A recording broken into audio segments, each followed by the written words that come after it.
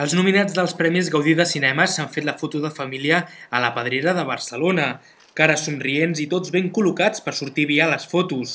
El president de l'Acadèmia de Cinema Català, Joel Joan, ha destacat el nivell dels nominats i ha explicat que aquest any, a causa de la crisi econòmica, s'han hagut d'estrenyar el cinturó per preparar la gala.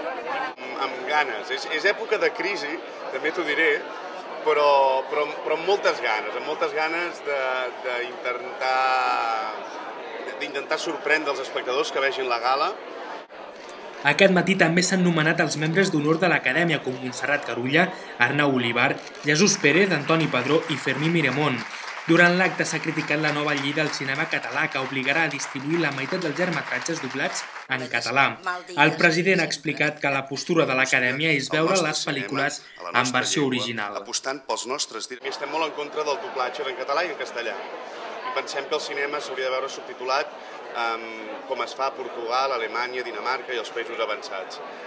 Per un altre costat, també estem d'acord amb que el català ha estat discriminat i ha estat imposat el castellà a les sales de cinema durant tota la vida i que això és una cosa que tard o d'hora s'havia de revisar perquè aquest és un país bilingüe.